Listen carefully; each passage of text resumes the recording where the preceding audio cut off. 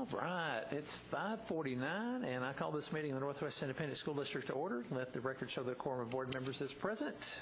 This meeting has been duly called, and the notice of this meeting has been posted in accordance to the Texas Open Meetings Act, Texas Government Code 551. We will now adjourn into executive session.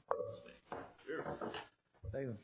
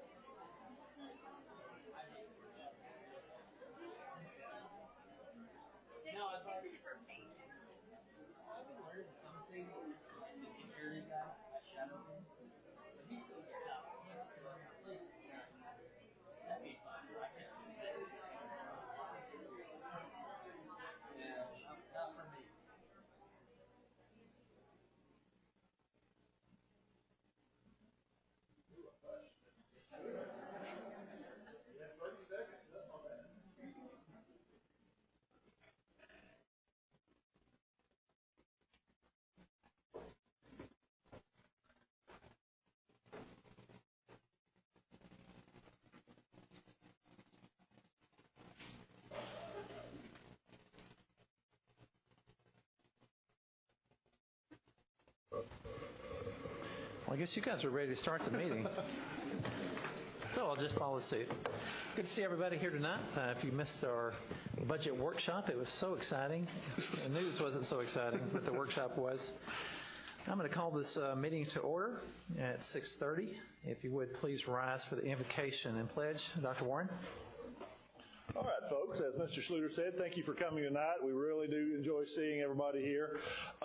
If you feel comfortable doing so, please pray with me. Our dear Heavenly Father, Lord, we thank you for this day. And Lord, we just appreciate you letting us be part of such a phenomenal school district, Lord. We thank you for our children. We thank you for our teachers, all of our staff, our parents. Lord, please be with our board tonight. Just help them make the decisions that will move us ahead.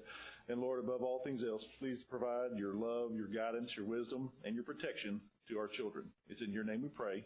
Amen. All right, folks, we have two very special guests with us tonight from Cox Elementary School. Good to see you guys. Let's see. We have Noah De Leon. Noah, come on up.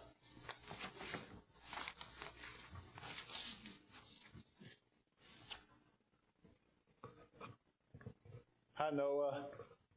Noah is a kindergartner at Cox Elementary School. His favorite subjects are drawing and math.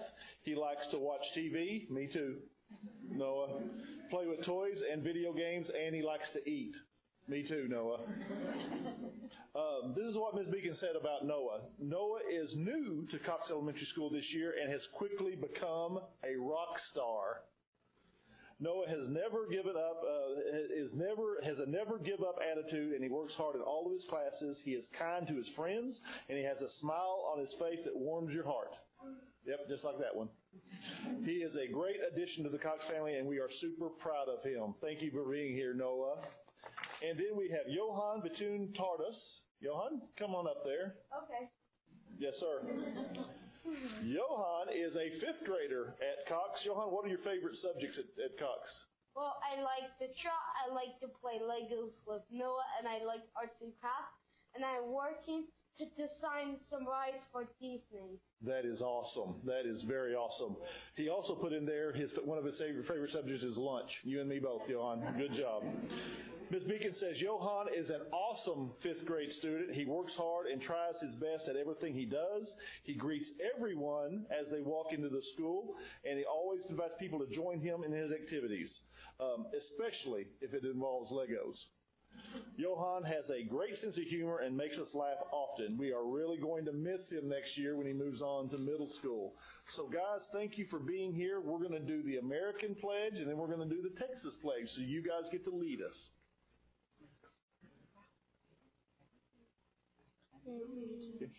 Go ahead, Johan.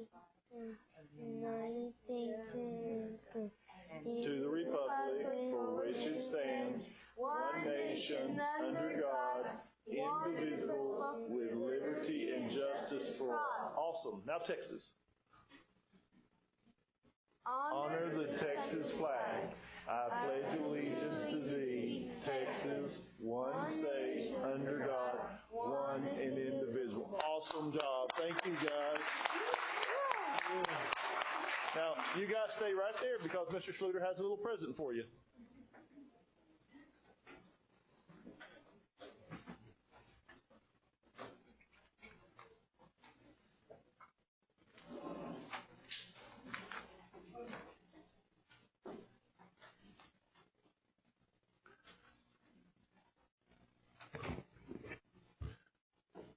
Thank you. Parents, thank you for bringing them up too as well. Thank you. Teachers, thank you for being here.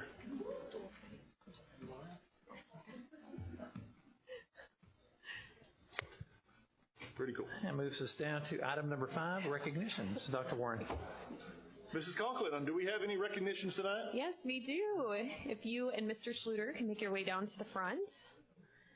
And while you're walking down, I'd like to ask Assistant Superintendent for Technology, Adam Fine, Director of Instructional Technology, Kara Carter, and Coordinator of Instructional Technology, Jason Sanders, to join them. The Center for Digital Education has named Northwest ISD as one of the winners of its 2017-18 Digital School District Survey Awards. This is a program that annually recognizes school districts that implement innovative technology initiatives. NISD is among 16 school districts with more than 12,000 students named to the list. Additionally, NISD is the only school district from Texas to receive this award. This is the 6th consecutive year that NISD has been recognized for this achievement.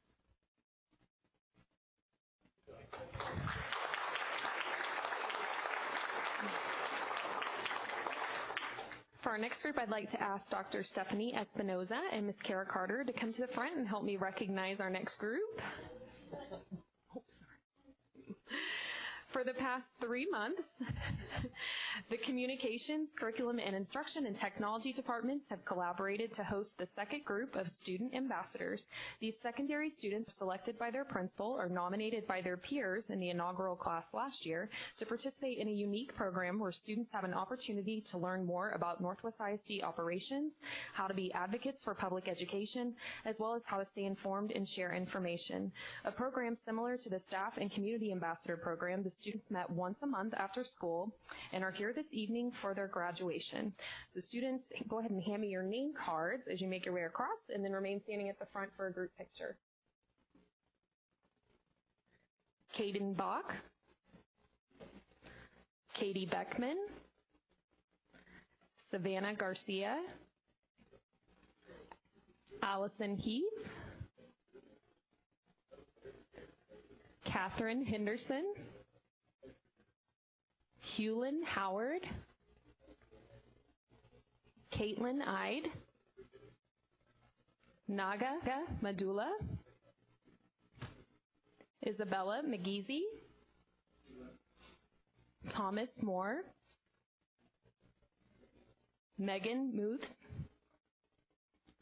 Colton Richardson, and Justina Webba.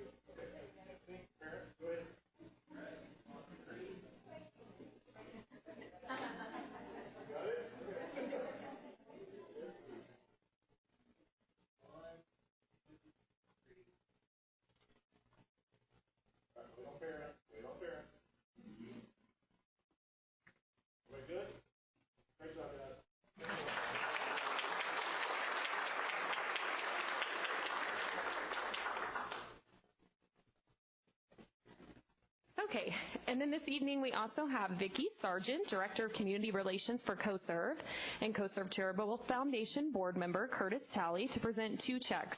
So the first check presentation is for $25,000 to the Northwest ISD Education Foundation. Since 2005, CoServe and the CoServe Charitable Foundation have contributed more than $240,000 to the Northwest ISD Education Foundation.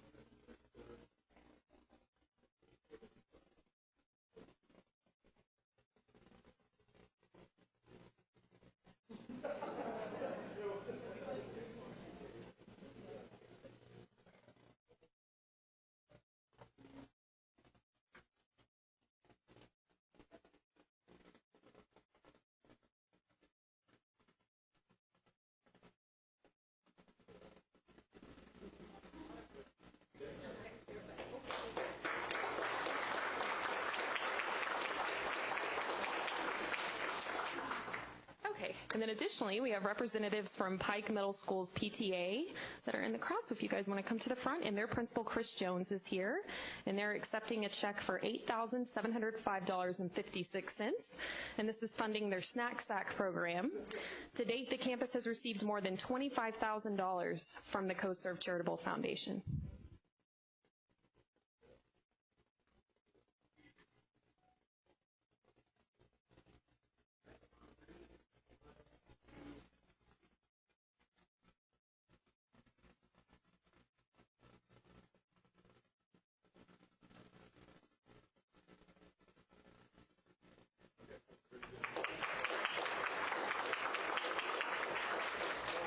And this concludes our recognition.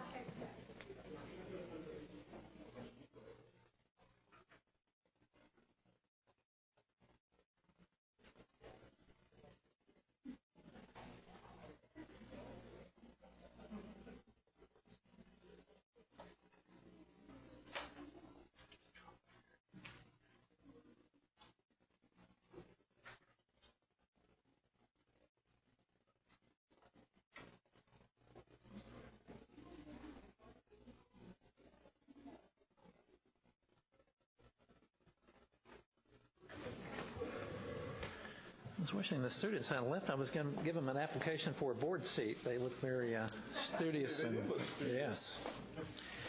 Moves us down to item number 6, which is public participation. Is there none? Moving down to item number 7, which is consent agenda. Board members? Mr. President, Ms. Kopp? I move to approve the consent agenda as submitted. Second. A motion has been made by Ms. Kopp, seconded by Dr. Roush for the consent agenda as submitted. All those in favor? Those opposed? Motion carries 6-0. Thank you, Board. Moving down to item number 8 under discussion action items. Under A is the naming of the Chief Financial Officer. Dr. Warren. Board, as I told you during closed session, our interview committee did an outstanding job with over 22 applicants for the job, 5 semifinalists, 2 finalists. We have come to you with the name Michael Brian Carter, who is the current CFO of Kaufman ISD, and we're going to be very proud upon your approval to have him part of our family. I will recommend Mr. Carter to you. Mr. President, Mr. Wright. I move to name Michael Brian Carter as Chief Financial Officer for Northwest ISD as recommended by the administration. A motion has been made by Mr. Wright, seconded by Mr. Sproles for the motion as read. Is there any discussion on this item? All those in favor? Those opposed? Motion carries 6-0. Thank you, Board. Moving now to 8B, proposed medical premiums for 2018-2019 plan year. Dr. Warren? Board, the information on this starts on page 158, and Kitty is going to bring you some very good news in this report. This is a discussion item only. You'll see this again as an action item for our next board meeting. Good evening, board members. As Dr. Warren has said, we are here tonight with some very good news regarding our employee benefit premiums for next year. what I'd like to do is just recap what we have continued to strive to do, which is to align our benefits and premiums to meet those of TRS or exceed those. Last year, TRS had significant premium increases, ranging from 1.9% to 25.5%, depending on the coverage level. It's anticipated again that they will have to raise premiums and will most likely make some changes to their plan as it stands. Surrounding districts are waiting to see exactly what those premiums might be before they consider their district contributions. Last year, we did not increase the premiums for our basic and high deductible plans, but we did raise our core plan 15%. The current plan year, our expenditures are 47% greater than the revenue collected by the core plan. Our basic and high deductible plans are below the revenue generated, which means we are beginning to gain some reserves. As you know, several years ago, we had some opportunities with our reserves, and we're slowly working to get those back up. Last year, we had several claimants that were above our stop-loss level. And so when our stop-loss renewal came forward, there was a substantial premium that was going to be passed through to the district. So we recommended and you approved that we moved our stop-loss to $150,000 for the current plan year. Our stop-loss basically kicks in once claims exceed $150,000, the district then receives reimbursement back for the claims in excess over $150,000. And so I'd like to have a drum roll. Where's Dr. Lacefield? Thank you. This year we are proposing 0 premium increase on all 3 of our medical plans, which is something unheard of in today's market, thanks to you guys and your support and leadership. So we very much appreciate that. For the last 2 years, we did not raise the basic and the high deductible, and we did increase the core plan, but this year all of our employees will not have medical premiums taken out of that raise that you're working diligently to approve. We will not be making any changes to the plans. We will be proposing a possible pharmacy benefit plan change. And due to some service issues, and we're pretty sure we can save some money, it's never easy to change some of these plans, but if it's a way for us to gain some funds back, still maintain the premiums that they're paying. Also, their cost would remain the same. In some cases, their cost for medications would go down. We're still going to offer our PHA incentive, and we're in the process of starting those last week, and they will continue for the next couple of weeks. We are proposing some voluntary changes, and one of those would be to our dental and vision plans. Currently, Cigna is our dental provider. Last year, if you recall, we did have some premium increases. Through our interlocal agreement with Region 10, they went out to our providers and asked them to give us rates and rate guarantees. So through their bargaining power, through the interlocal agreement, they were able to bring forward to us agreements from Emeritus to become both our dental and our vision providers. Good news to that is, again, we will not have a premium increase. For those employees who elect to take dental, they will not have a premium increase. We're also offering a third kind of hybrid plan, which is kind of the mixture of the high and low. Also, with the introduction of the Emeritus plan, we will have what's called dental rewards. So for the individual who has good dental health, maybe just goes and gets their teeth cleaned twice a year, and that's basically what they have their dental for. At the end of the year, if they have not used their allotment, their $1,500, they'll be able to bank $250. So that next year, if they've got to have a crown and a root canal and a few fillings, their benefit increases to $1,750. So someone can continue to bank those reward dollars up to a total of $1,000. And that's per participant in the plan. So it's not like the family gets to use it, each individual gets to use that. So we're hoping that will help when someone has to have a root canal and a filling, or as we all get older, it seems we all need to get a crown or two each year. We will decrease our vision premiums, and we are moving to the provider, a different provider. However, they are owned by VSP, and they will all be VSP doctors. So our employees will not see any disruption in that. We are changing disability providers, and by that we are going from Unum to American Fidelity. As a growing district, most of our female employees, as they are expanding their family, elect that disability benefit. And when you look at the number of disability claims we have quite a few of those. So we have seen increases, and again, this is a voluntary product. Unum was proposing a 30% increase, whereas if we change providers to American Fidelity, we'll have a rate guarantee, and for the next several years, our employees will not have a premium increase. Average cost is about $15 a month. We're going to add an American Fidelity critical illness policy, and those basically cover stroke, heart attack, invasive cancer. Again, we offered this product many years ago through AFLAC, and we've gotten many requests to add that type of policy back in through feedback from employees as they come into the district.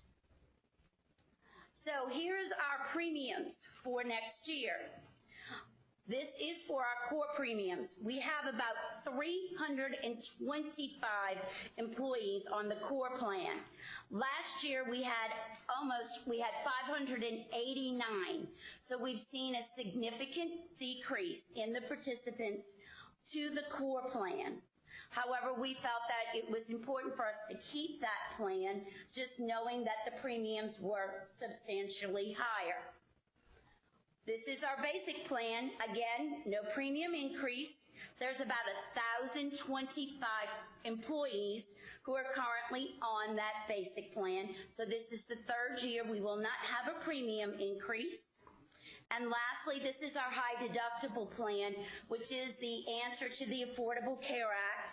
And that one has 1,207 participants.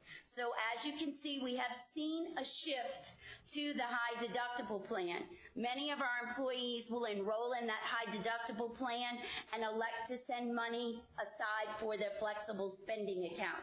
They do the math. It's very interesting to see our young teachers coming in who are actually smart consumers and are able to know what the difference in the premiums are, and again, which way is the best way for them to go for their medical coverage. And last but not least, I have the surrounding district contributions. And as you can see, we're right up there at 325.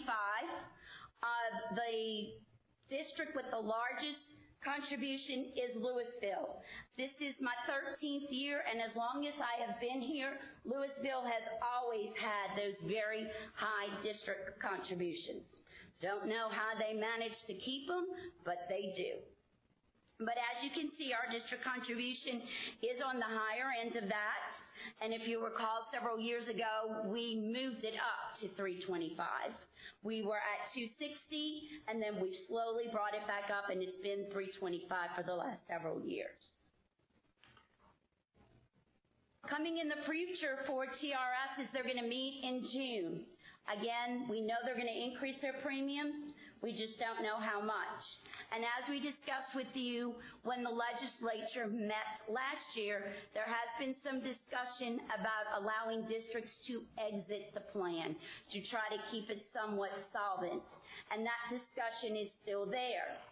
One interesting piece is the legislature did not have a committee assembled to study the funding of active care as they've done in the past several years, which is rather odd knowing that they are in severe deficit. I believe $1.3 billion is the projected deficit for active care in the next biennium. So they're going to have to take some action when they meet next year. So I'd be glad to answer any questions. And again, you guys have a lot to be proud of by us not having to pass that on. And so that is something you guys can definitely tout about next to your neighbors and friends. So I'd be glad to answer any questions if you have any. Great job. That's very good news. And I think John mentioned this in our budget workshop, how proud he was of how hard you guys have worked to keep these rates down, because in a budget tight arena that we're in right now, an increase really hurts us. And so I know you guys have worked hard to find the best plans. So we genuinely appreciate that. Thank you. Thank you for your support. Good job, Kitty. Thank you. Okay, that brings us down to 8C, 2018-2019 TDA contract renewal with Aramark and pricing for 2018-2019 school year. Dr. Warren. Board, again, this is a discussion item. You will see the action item next meeting. Time to consider the renewal of Aramark. The information starts on page 170 in your packet. Mark, please. Back in 2016, we went out for RFP for food service management companies and awarded it to Aramark for the year 16-17 for 1 year with 4 one-year extensions. Last year, we extended it for 17-18, and we're coming back for an extension for 18-19. Under the terms of the agreement, Aramark is responsible for providing food services on a break-even cost basis. TDA has a calculator, and using the calculator shows that we need to raise fees in as far as our management expenses very, very slightly, and our expenses. Most of that's attributable to the growth. It also looks at student pricing and our meal pricing, and we'll be looking at trying to do a 10-cent change to paid breakfast, lunch at all 3 levels, 10 cents on top. This keeps us actually, as far as the lunch pricing, lower than all of the districts in the area. Breakfast were 10 cents higher than 2 of the districts in the area. The adult meal pricing, breakfast would stay the same, and the lunch would go up by 15 cents.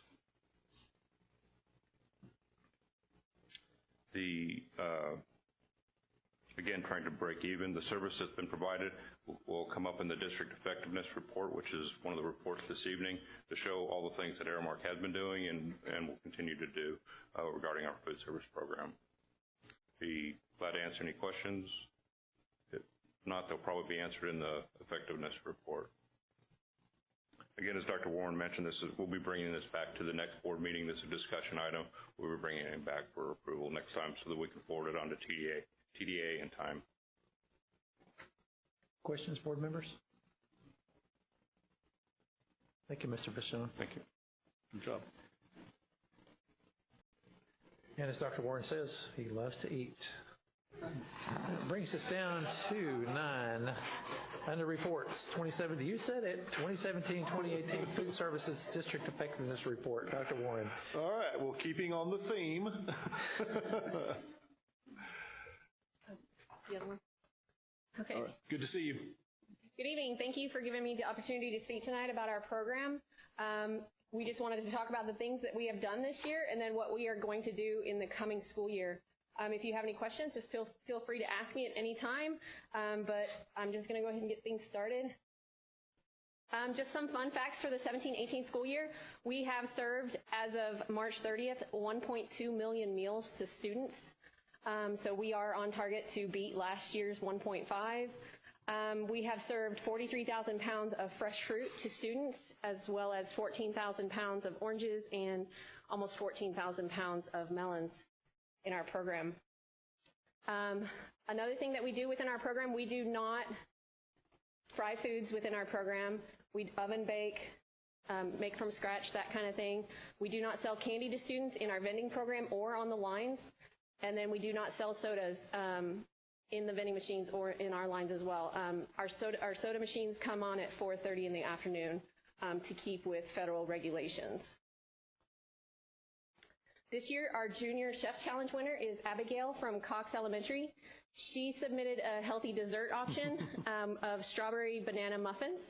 We have been working hard in the kitchens this month getting this recipe ready to put out there. So it will be featured on the menu April 19th.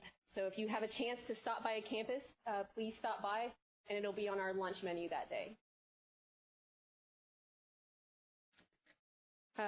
Byron Bistro recently traveled to Baylor University on March 29th to compete in the Lone Star Chef competition.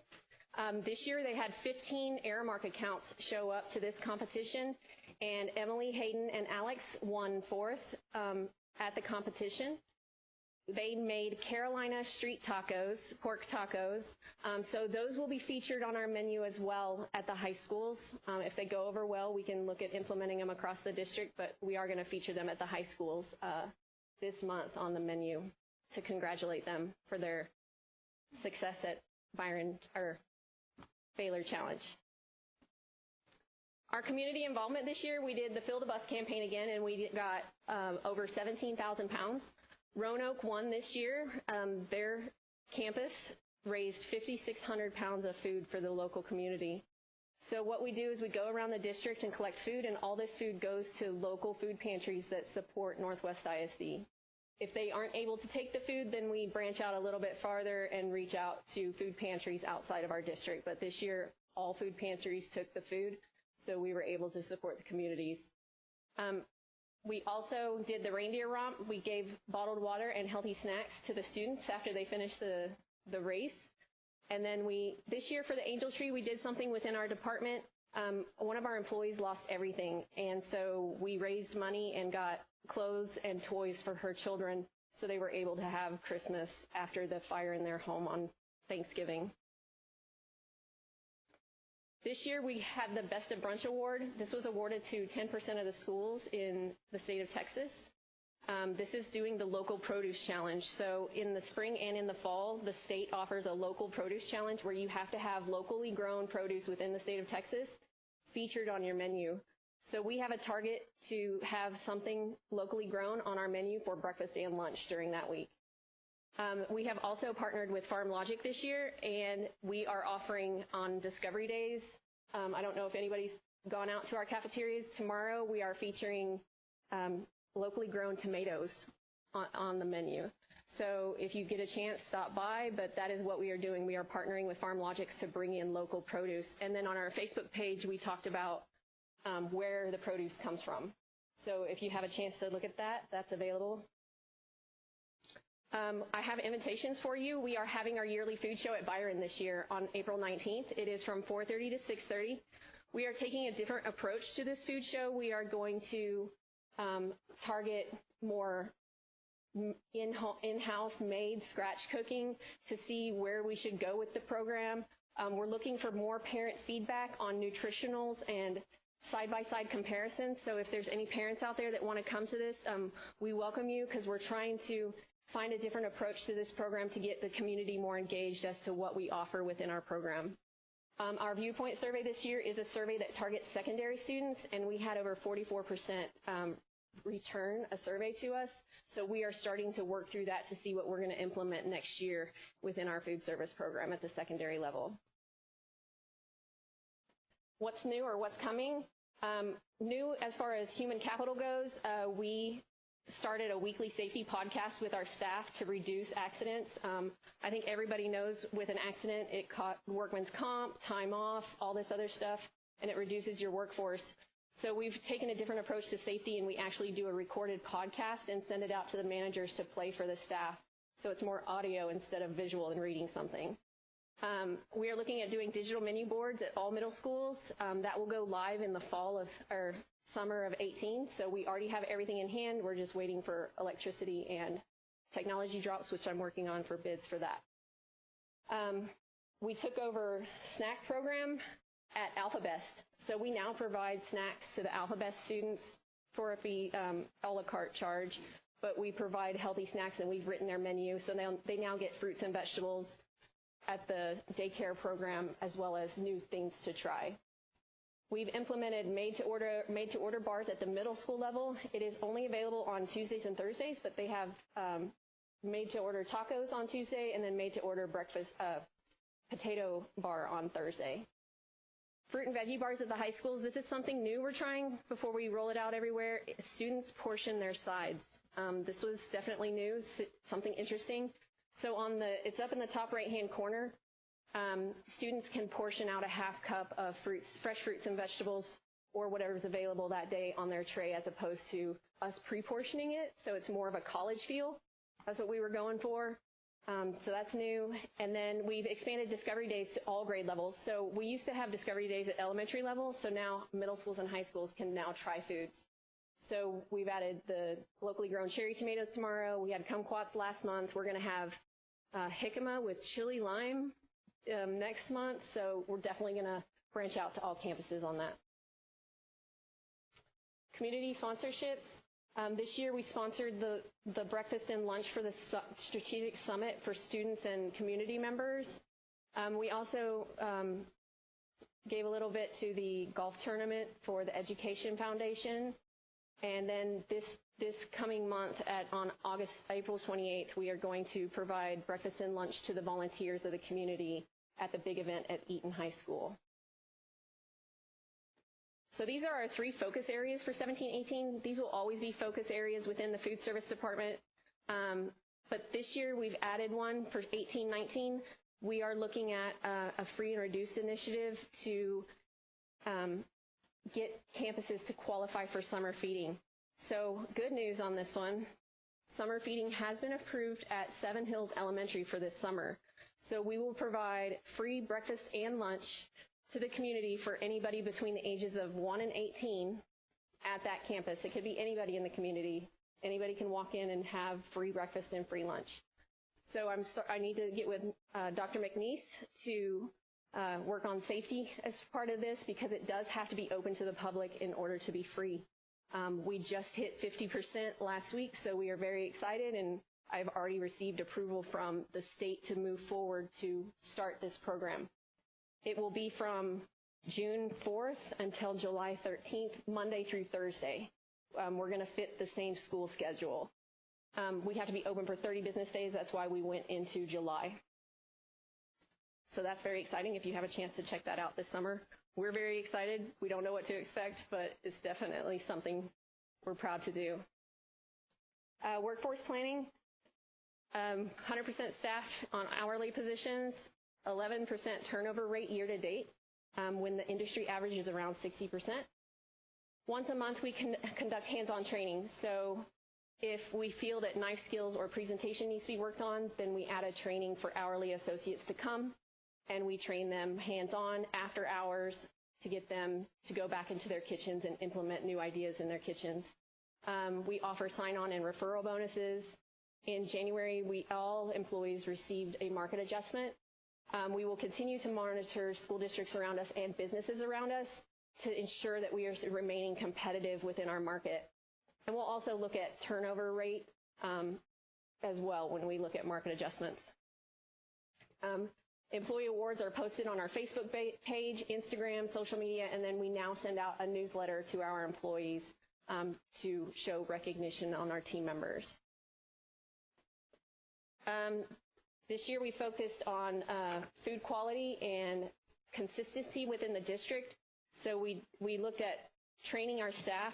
There have been some material changes at the elementary menus. We have added a fresh salad or wrap every day to the elementary menu. And then we have actually added training for quality, consistency, and manager training on ordering to ensure they're ordering the right products, to ensure if you go from one campus to the next that products do look the same and that we are offering the same food everywhere. For participation growth, we've added premium combo meals to the menus at the high schools. It started in October of 2017, and we have served over 8,000 meals with this new premium entree. It is more from scratch home cooking, so we brought in raw meats, so it was an additional training for the managers because they had to handle raw meats and ensure that everything's cooked properly, so it is from scratch, and it increased meals at the high schools by over 200 a day. A la carte menus, we reevaluated pricing and we went up on some things, and then we increased a la carte offerings at the high school level. We're looking at increasing online options. We're hoping to pilot an online ordering program at Steele High School, see how it goes, and then branch out from there. Breakfast growth, that is one of our target areas. This year, National School Breakfast Week, we had a lot of promotions, and in that week we managed to capture an additional 1,700 meals. At the high school, we introduced Build Your Own Breakfast Tacos, so the students can go have their breakfast tacos made to order. And then we're still seeking to pilot a breakfast cart by May, so we're still in the testing phases of that one to see how that would work out. Is there any questions?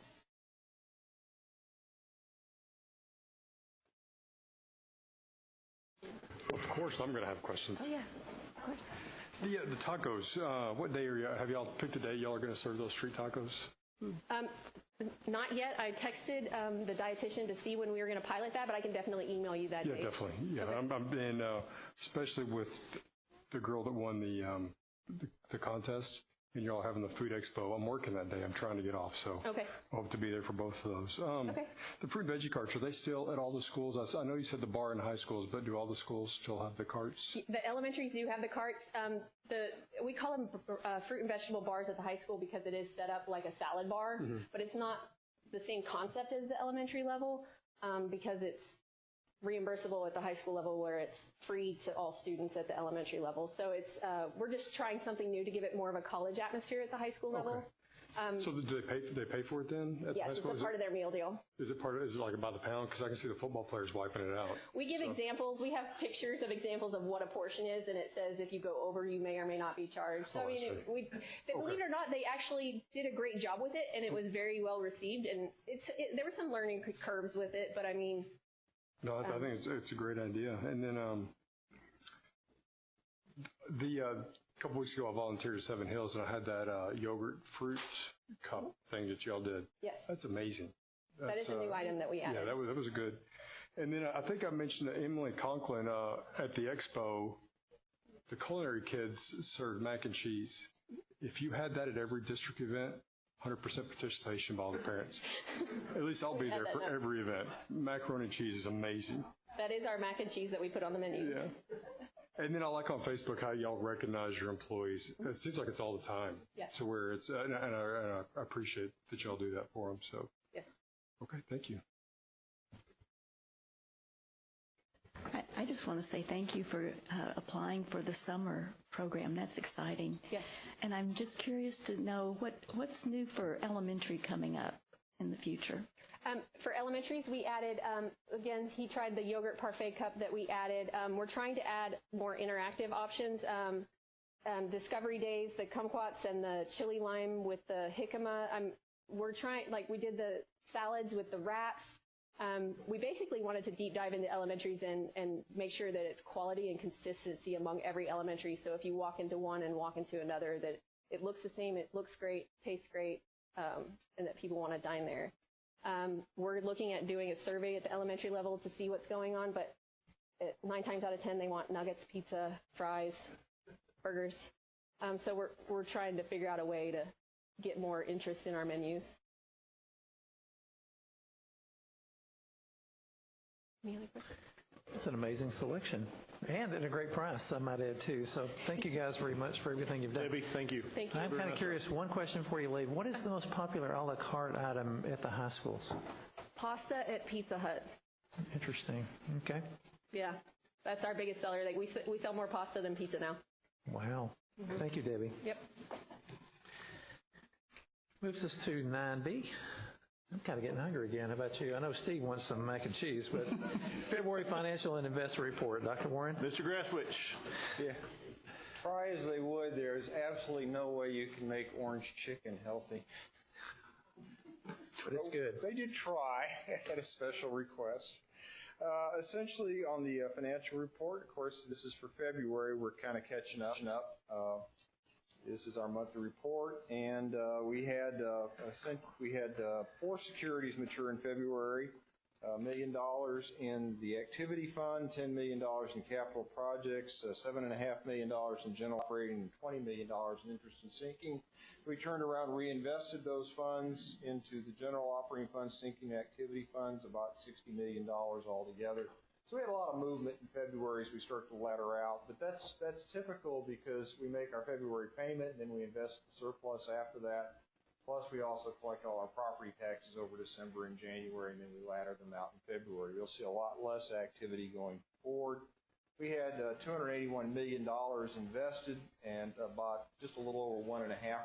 We've seen the Fed take its interest rates up on the short side with several increases, and we're taking advantage of that, of course. Not as much movement on the long end, thankfully, so when we start to sell bonds in May, which we'll be bringing forward to y'all, we'll pay a little more than we would have in the past, but not frightfully so. We are diversified. Most of it's right now in treasuries, a little more than half, but of course that's an extremely safe investment. And we do have it spread around amongst various institutions. We have it laddered out about equally, about 1/4 of each of the amount is in each of the 4 quarters. We only go out to a year because of the way our cash flow just cycles through on an annual basis. So we don't go out 2 years or anything like that. Our returns are actually, we are now exceeding all the benchmarks. It took us a while to catch up to the rise in the interest rates. We had to wait for our older investments to mature, but now that we're laddered out, we're back ahead of the curve. We earned $417,000 for the month of February and $1.77 million for the year. And, of course, all of it's invested safely and fully collateralized. The financial statements are attached along with the detailed investment report. If there's any questions, I'd be happy to answer them. Board members? Can you manage to get 10% on some of our investments, John? Just kidding. Just wishing. Yes, I could, but then there's that whole possible of losing everything in Vegas syndrome. Okay. All right, next item, number 9C, Northwest ISD Strategic Initiative Process Report. Dr. Warren. This one? Okay. Last report tonight, board. I just thought it would be good to give you an update on our strategic initiative process.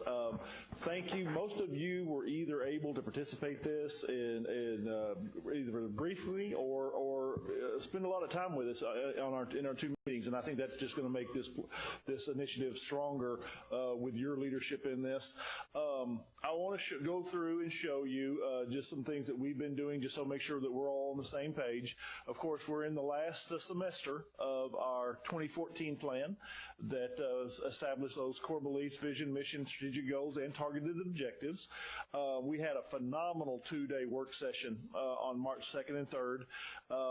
Really, really good talk. It provided me a lot of time to spend with our folks in that and listen to them.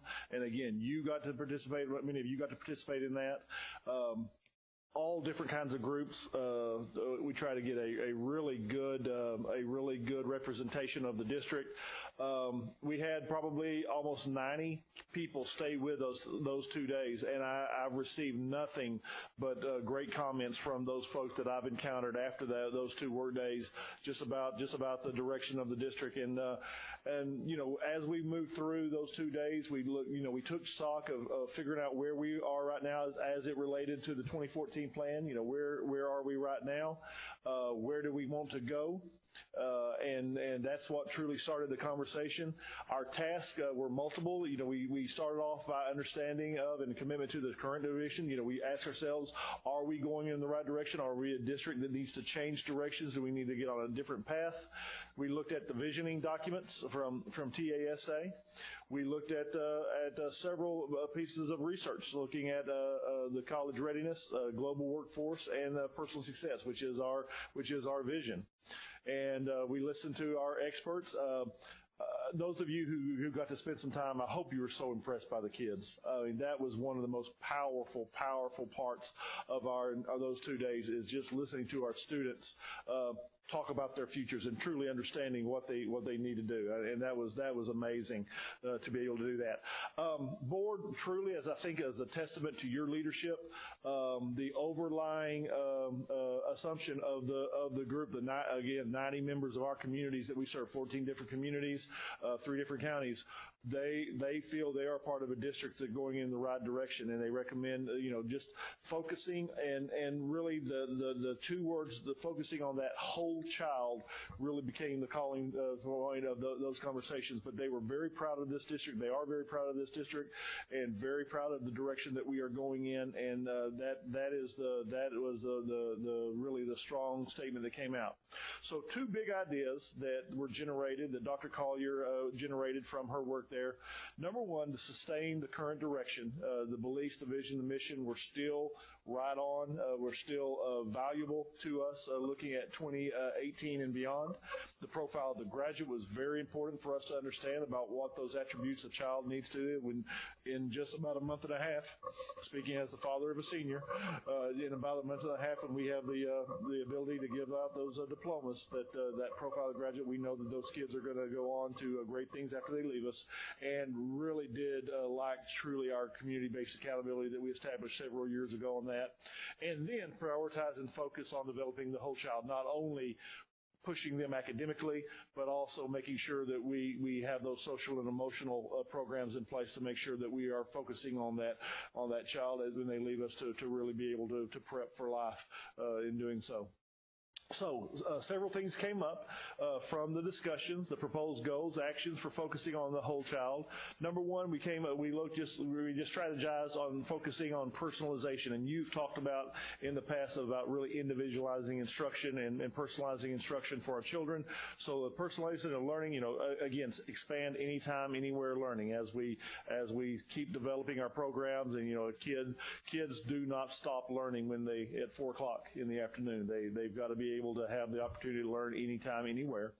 Enhancing our academics, our magnets, our career pathways that we've talked about many times in the last 2 years. Enhancing the mentorships for students, providing for student voice and choice of learning, truly understanding who our students are and what they truly need. Redefining academic success, making sure that our teachers understand and are assessing our children in appropriate manners. Developing the life and professional skills that our kids need when they leave us. Concentrating on the 6 C's: creativity, critical learning, collaboration, communication, content knowledge, and character development. Dr. Griffin has been working on, Michael's been working on the character education programs for the better part of this school year, has done a lot of work with the committee, and that truly stood out to the committee members. And then creating systems and structures for self-management, for really teaching kids how to be self-starters.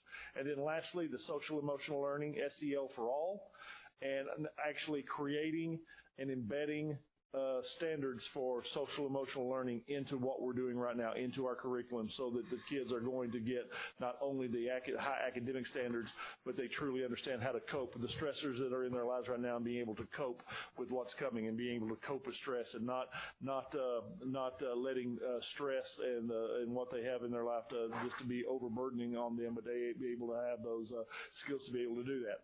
So we talked about implementation recommendations for continued success. We talked about enhancing professional development, determining the impact of improvement.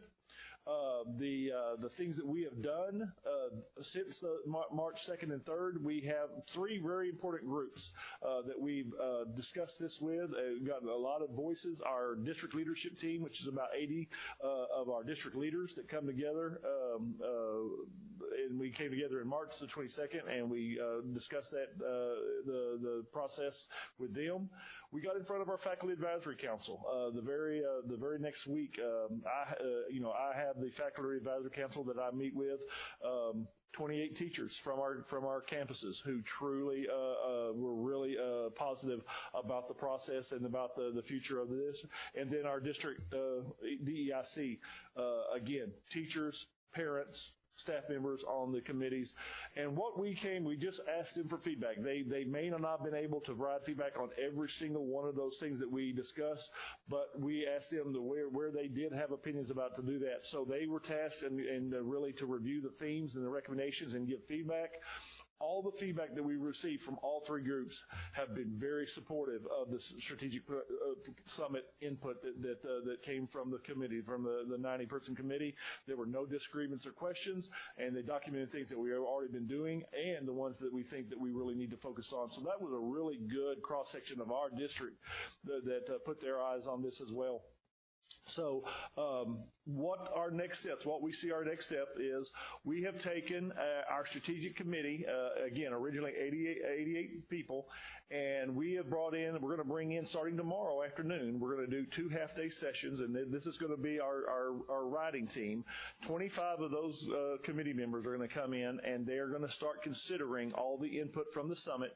The first thing we're going to do is we're going to delve into truly the language of our mission statement, our core beliefs, our vision, and our strategic goals, to make sure that we don't need to wordsmith it, we do not need to make sure that it is still truly where we want to go, looking at all the input from the committee. And then we're going to come back on the 24th and finalize all that before bringing this to you.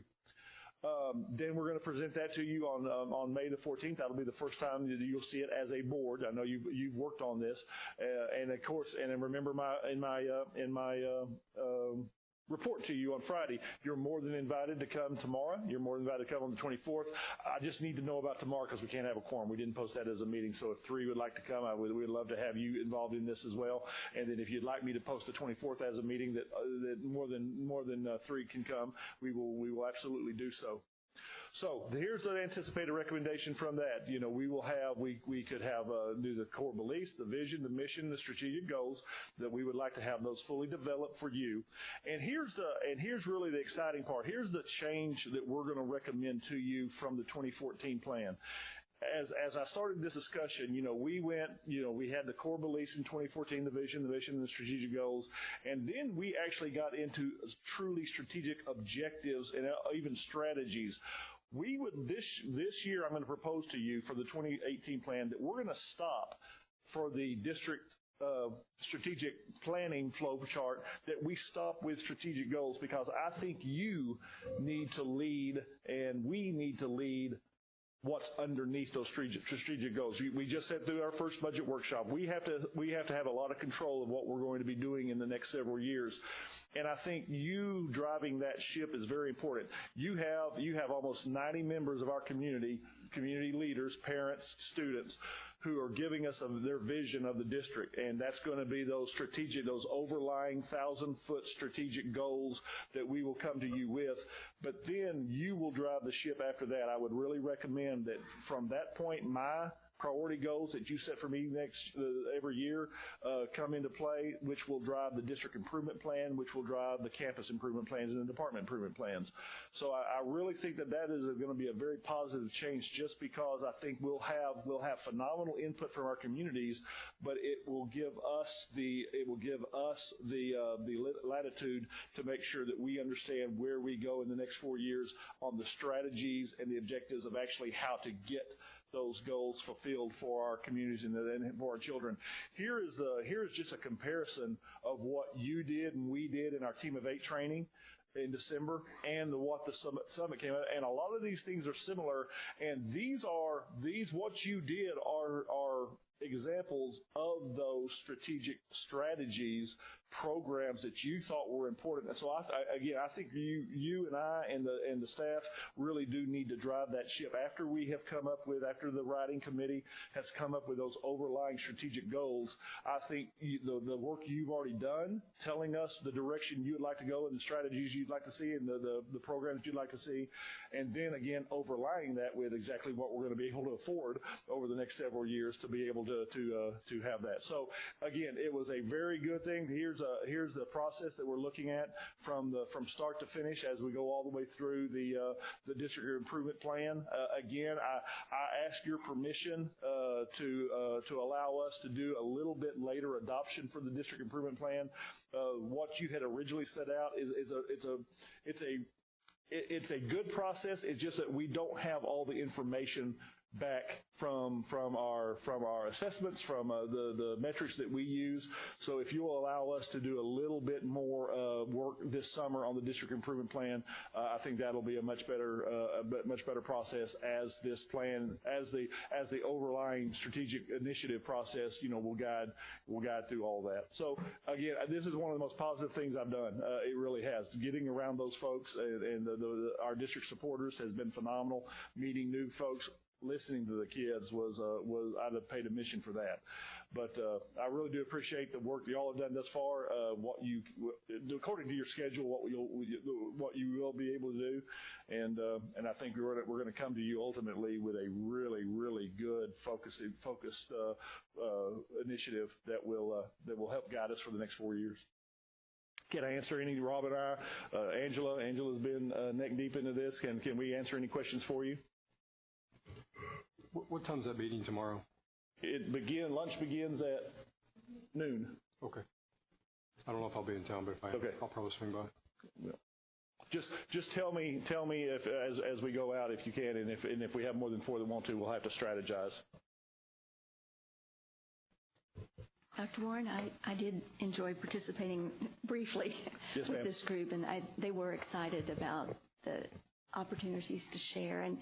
And I was just looking at the participants, and I know many of our staff are parents, but it did look like we had fewer parents involved than we did district administration. So I guess through the leadership team and will there be other opportunities for parental input? Go ahead. Okay.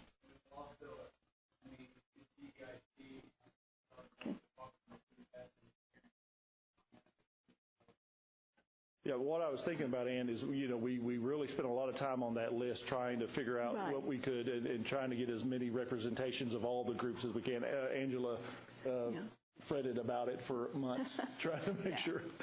I was just saying, there were 7 parents. Yes, ma'am. And there were, some community folks, but a majority were internally, and this is a document that folks internally have to work with. So I do understand that. I saw Bob Golden, Mayor Golden, at the race yesterday, and he was still thanking us for being a part of that. You're absolutely right. They were excited.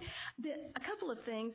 One, because academics really is what school is accountable for. Right. How can we illustrate and make stronger this academic? In the previous strategic plan, it was, that was the very first strategic goal was around academics, and that is what we're about. So yes, ma'am. How can we strengthen that or make it pop? Some of these terms look a little bit jargony to me. Sure.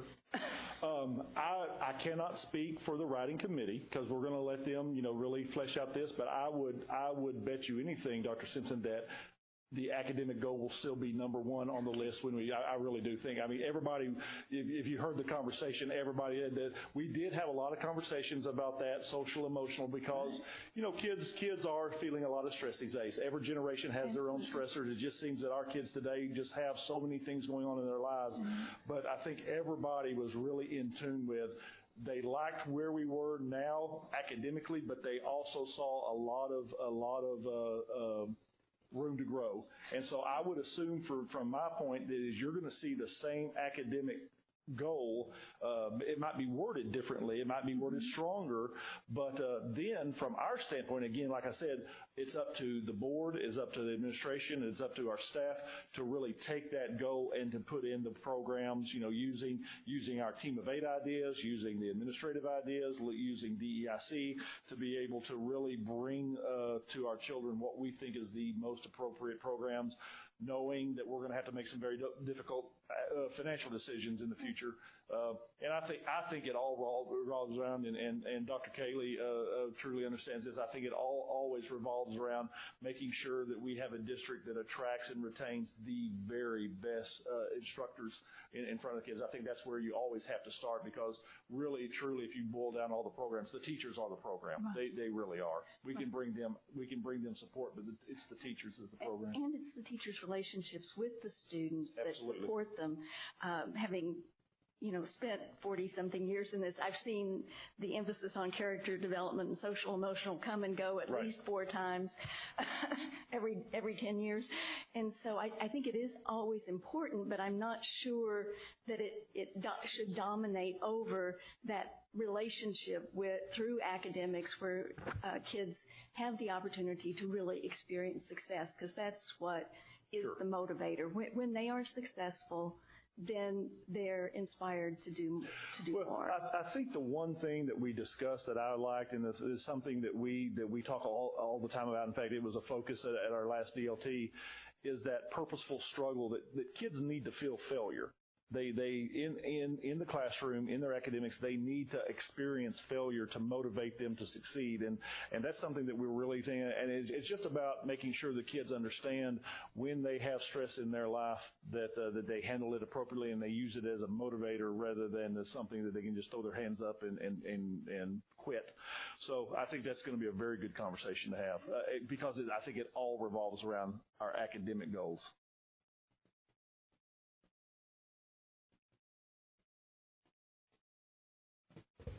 Thank you, Dr. Warren. Don't leave the podium yet. No, get back up there.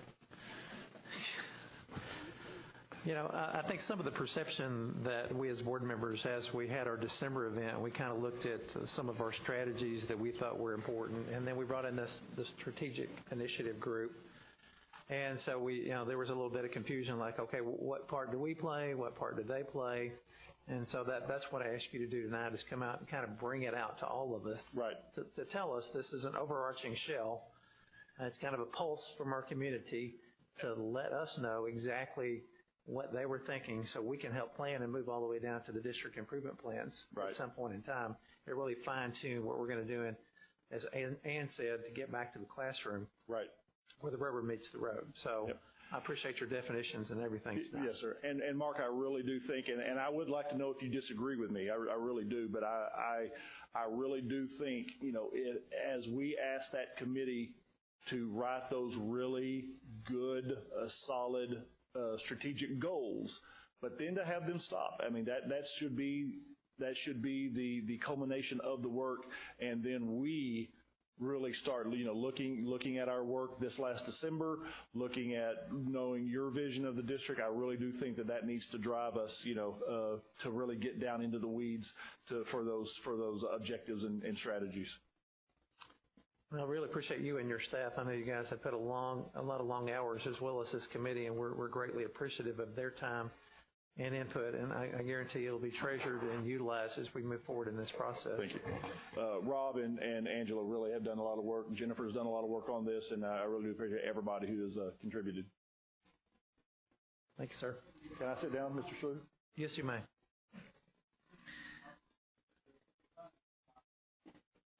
What kind of food you having? We have a macaroni and cheese?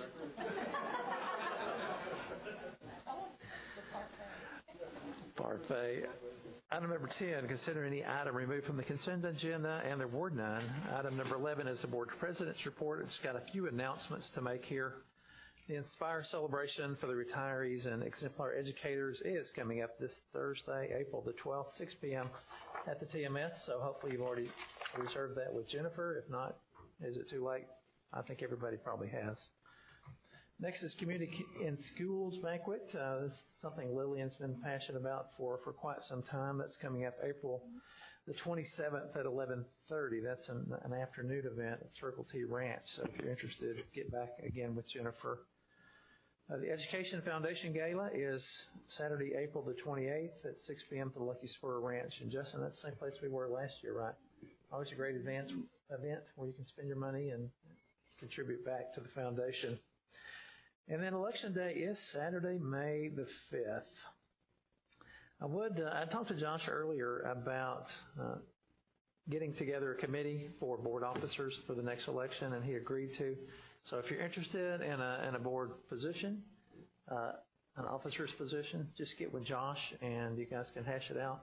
Bring us a recommendation after the voting has taken place. One last request for you, as we go through this budget process, Dr. Warren, if we're able to see if there's any increases or anything in any budgets that we might see kind of the long-term effects of those as we move forward. And that's all that I have. So moving to item 12, superintendent's report. Okay, board, at the beginning of my time here a couple of years ago, I asked Dr. Thornell and Mr. Grasswich both to really look at our internal programs, our internal systems, and both have done a great job doing so. Rob has asked TASA to come in and do a curriculum audit just to make sure that we're staying current with what the state expects us to do and, again, what the local expectations are. As part of the TASA interviews, they would like to speak to you. The auditors, the curriculum auditors would like to speak to you. This is going to be the evening of April 30th. May 1st or May 2nd, and Jennifer is going to be contacting you. If you can spare 30 minutes, that'll help us. You of course are in charge of that. We're not going to tell you you have to do this, but if you can spare 30 minutes, we're going to have 9 different auditors in the district those 3 days. And so Jennifer, if you can schedule the time with you, so that'll be really good to get your perceptions of our C&I on that. Will we be able to do that by phone if we're not here in person? Stephanie? Yeah. Okay. Stephanie, absolutely, we can do that. Okay, Josh and I were talking about the agenda last night, and he asked the question, did anybody, have you been getting your your phone calls at all over the last several? Okay. Well, I got an error message back when I did it Friday for this week's meeting. It said all of your voicemail were full. So Adam is going to go through there and clear everything out, and hopefully you'll start getting them again. Does it's a new system. Does everybody remember actually how to access? Okay. Okay. Okay, so we'll try to make sure that those things are there, because some of you, I know Josh is on the run all the time, and it's a lot easier to listen to the recording.